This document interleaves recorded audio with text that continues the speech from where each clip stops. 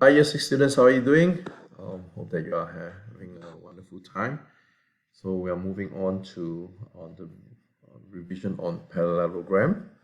So we have gone through the concept of drawing the geometric angles last lesson.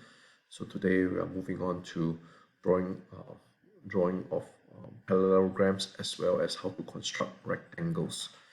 So few things to take note. Okay, a parallelogram is a four-sided shape where each pair of opposite sides is parallel and equal in length.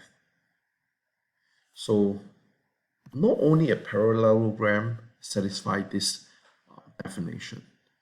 So in fact, rectangle is also a parallelogram because it has two parallel sides and both opposite sides are equal in length.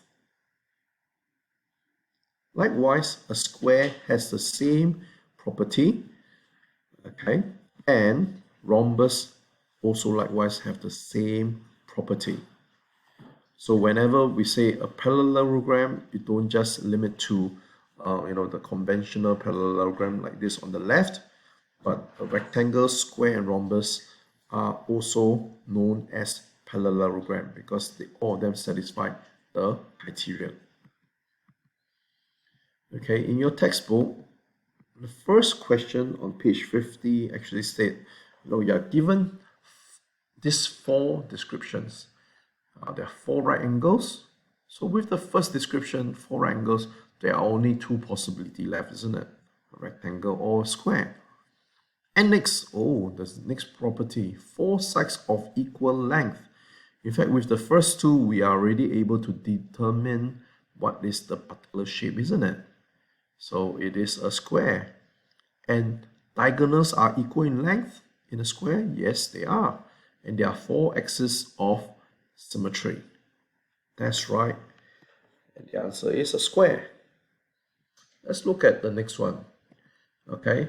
Opposite pairs of angles are equal. Yep. All the four shapes have this property, so we can't determine anything at this point in time. Four sides of equal length. So there are only two of them with equal length, isn't it? Do you know which are the two shapes with four sides of equal length? Yes, I could hear some of you. It's a square or a rhombus. So we are, by the second description, we are able to narrow down to two particular shapes. And the diagonals are unequal in length. We just did the square description earlier on, is it? And a square have two equal diagonals, and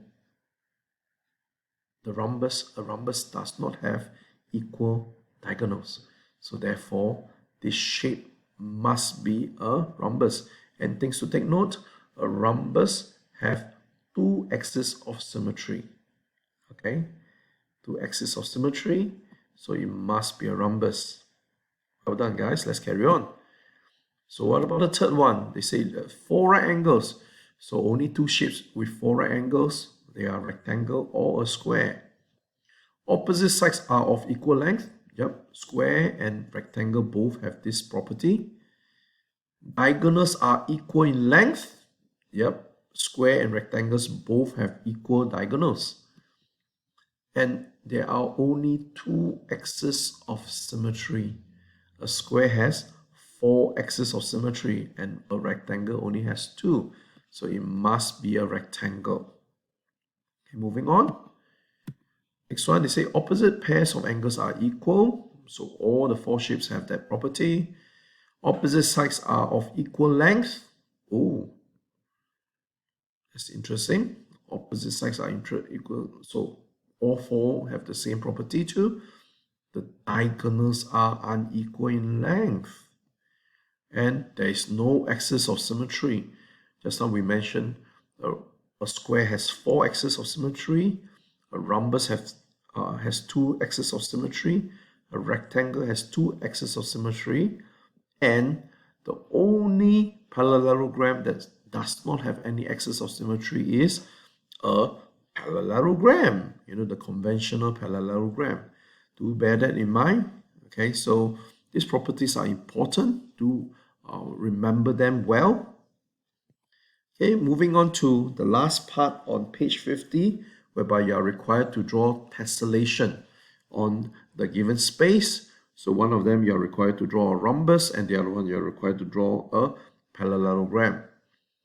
So on the square grid, first you draw a rhombus, okay, and then you repeat the pattern, okay, and make sure there's no gaps in between the parallelogram.